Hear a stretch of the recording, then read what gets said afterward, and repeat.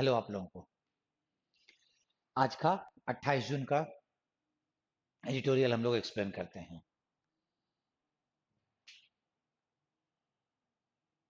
Word meaning थोड़ा देख लिया जाए। Win away,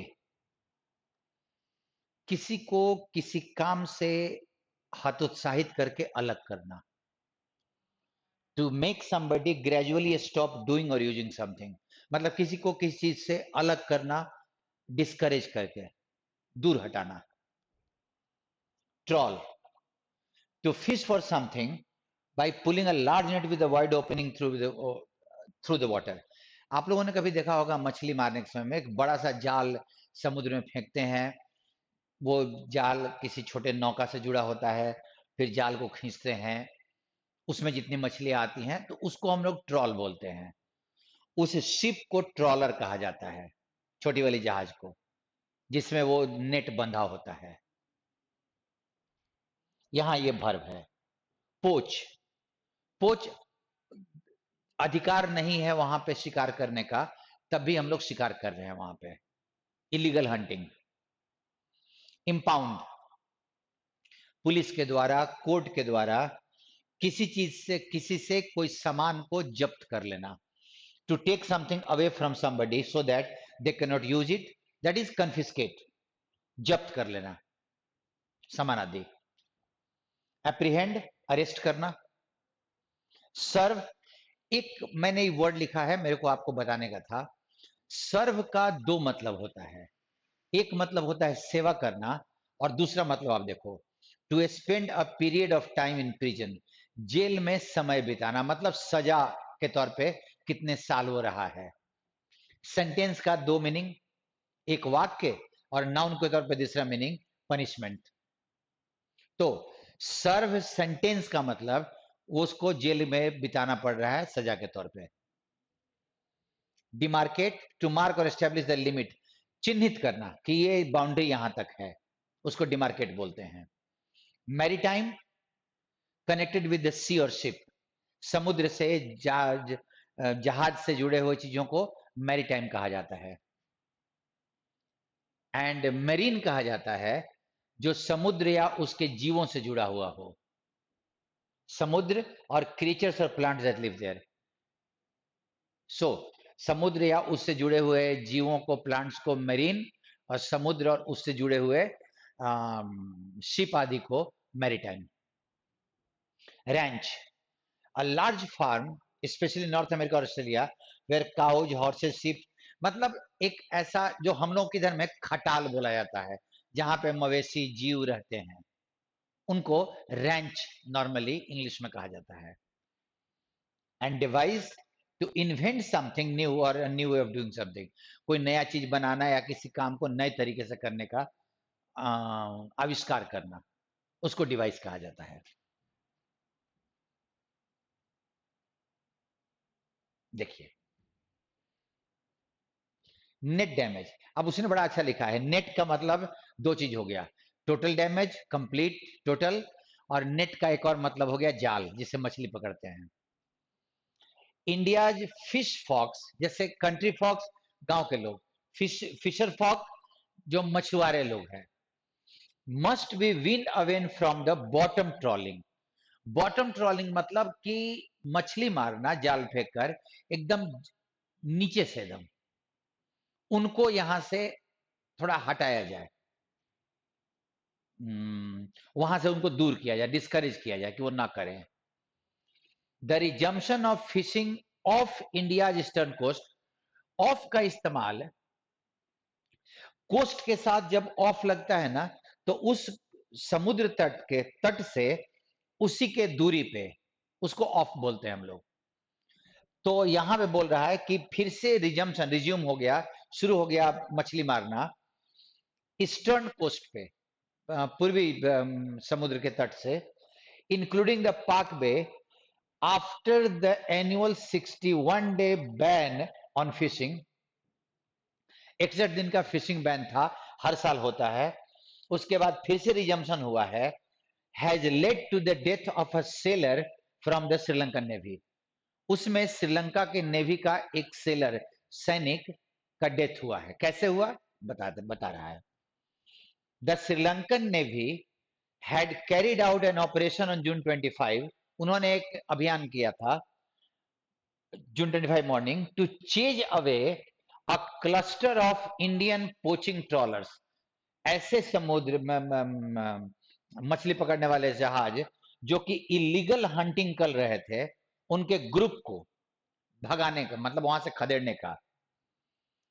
in Sri Lankan water of कंकेस नाथुरिये, चलो जो भी कुछ लिखा हुआ है, श्रीलंका के जो समुद्र के एरिया में ये लोग जो एक ग्रुप ऑफ इंडियन ट्रॉलर्स समुद्र जो पोचिंग कर रहे थे, उनको वहां से भगाने के चक्कर में श्रीलंका के एक सेलर का डेथ हुआ near Jaffna.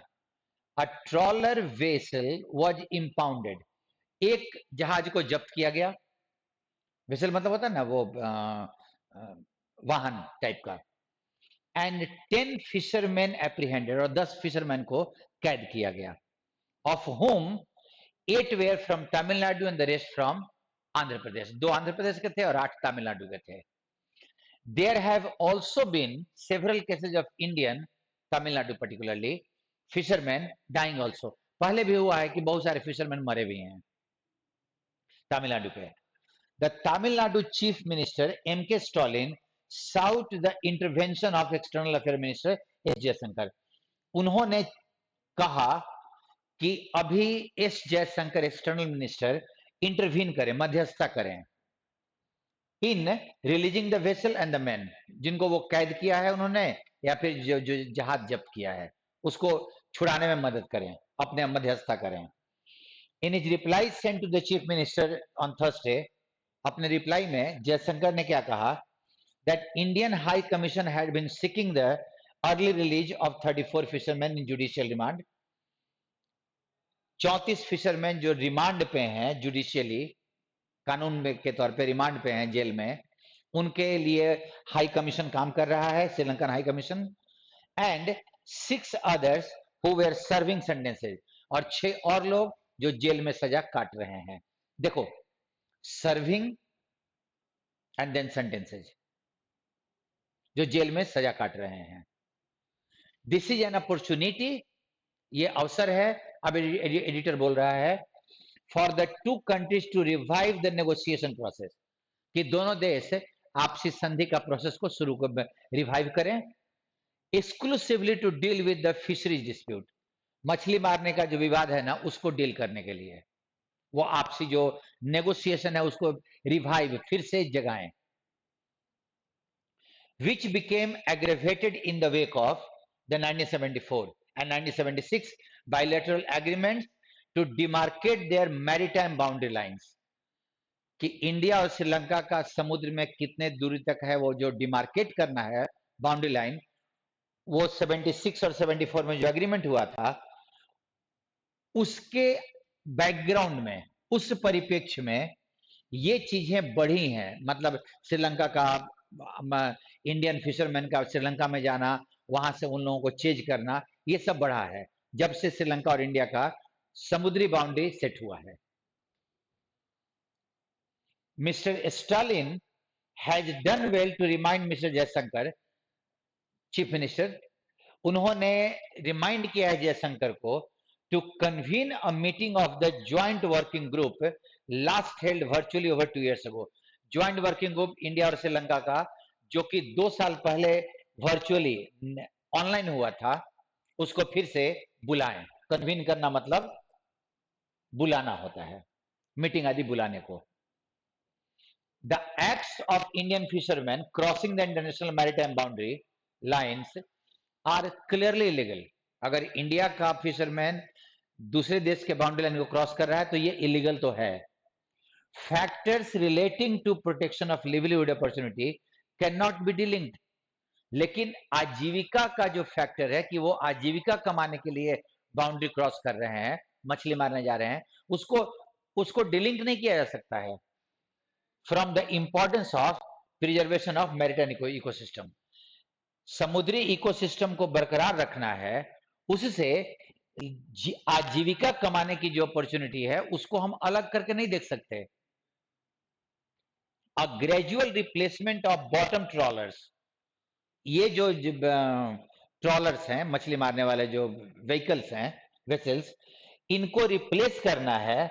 Being used by Tamil Nadu fisherman is a must, इनको हटाना बहुत जरूरी है, इन बॉटम ट्रॉलर्स को।